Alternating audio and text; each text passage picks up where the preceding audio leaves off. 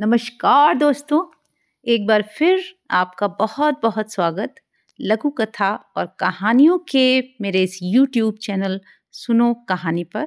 और मैं अंजू अग्रवाल लखनवी आपको सुनाने जा रही हूँ अपनी लिखी एक लघु कथा जिसका शीर्षक है देने का सुख। तो शुरू करते हैं। लंबे लॉकडाउन के बाद जब कॉलेज खुला तो अंतिमा अपनी साड़ी का ड्रॉर खोलकर कंफ्यूज हो गई।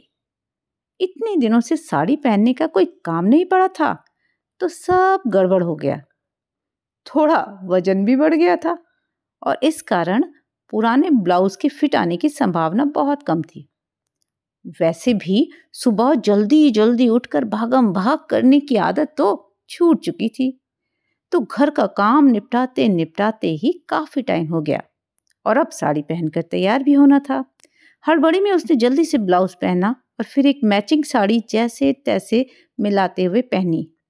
अभी वो तैयार हो ही रही थी कि उसके पति अपूर्व की नजर उस पर पड़ी। ये क्या पहनकर जा रही हो यार?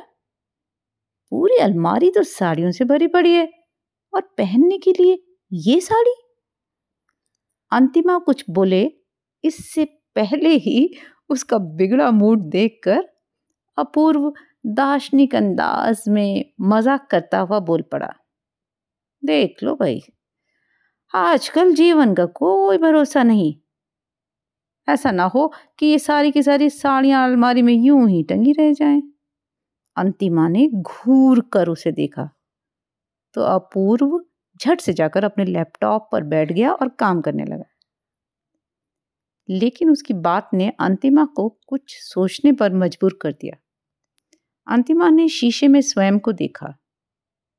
सचमुच कितनी घिस गई है ये साड़ी, और वो भी जल्दबाजी में कुछ भी पहन लेती है।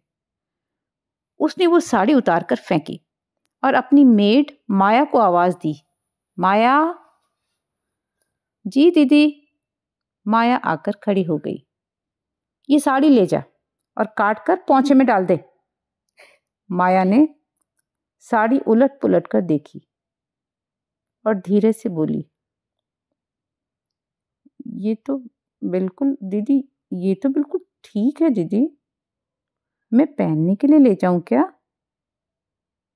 ओह, अंतिमा को झटका लगा। अरे, उसने ये बात पहले क्यों नहीं सोची? जो चीज उसके लिए बिल्कुल बेकार है वो किसी और के लिए कितनी काम की हो सकती है। अरे हाँ हाँ, ले जा ले जा, वो जल्दी से बोली। साड़ी लेकर जाती माया के चेहरे की हंसी ने उसे सोचने पर मजबूर कर दिया। कुछ सोचते हुए उसने घड़ी पर नजर डाली। अब समय पर कॉलेज पहुंचना तो असंभव था।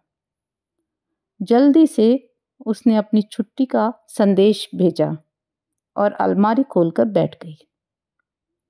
ये साड़ी भी पुरानी हो गई है, ये वाली तो घिस गई बिल्कुल। ओहो, इसे पहनते पहनते तो 10 साल हो गए और इस साड़ी का कलर तो मुझे बिल्कुल ही पसंद नहीं है। ओहो, ये चटकीली वाली जो मौसी जी ने दी थी वो तो मैं पहन ही नहीं सकती। इस तरह से छांटते छांटते लगभग 20 साड़ियां ऐसी निकल आई जो शायद उसे कभी भी नहीं पहननी थी। अब उसने उन सारी साड़ियों को मिलाकर बंडल बनाया और फिर माया को आवाज दी, माया। माया भागती हुई आकर खड़े हो गई। जी दीदी। माया, ये साड़ी का बंडल ले जा, तेरे काम आ जाएगा। इतनी सारी साड़ी? माया की आंखें आश्चर्य से फैल गईं। वो अविश्वास से देखती रह गई। हाँ हाँ, ले जा, अरे मेरे काम की नहीं है। अब तो खुशी से माया का चेहरा चमक उठा और वो बंडल उठाकर इतराती सी चल पड़ी। अपूर्वा के चेहरे पर मुस्कुराहट फैल गई। उसने सोचा, अच्छा ही हुआ जो आज सुबह सुबह अपूर्व ने टोक दिया, जिस कारण वो एक नेक काम कर पाई।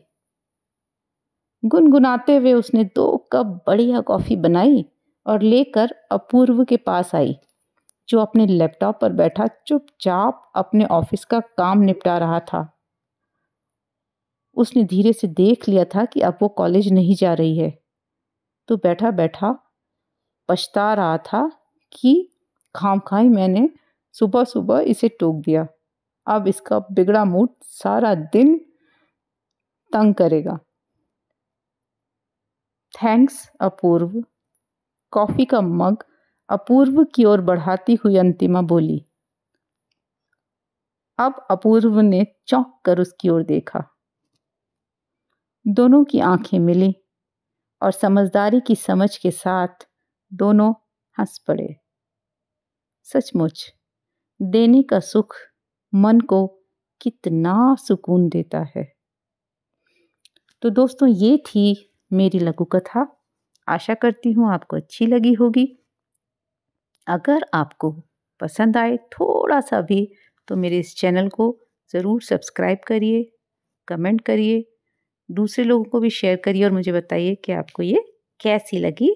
अगली वीडियो में किसी नई लघु कथा कहानी के साथ आपसे फिर मिलूंगी। तब तक के लिए बाय बाय।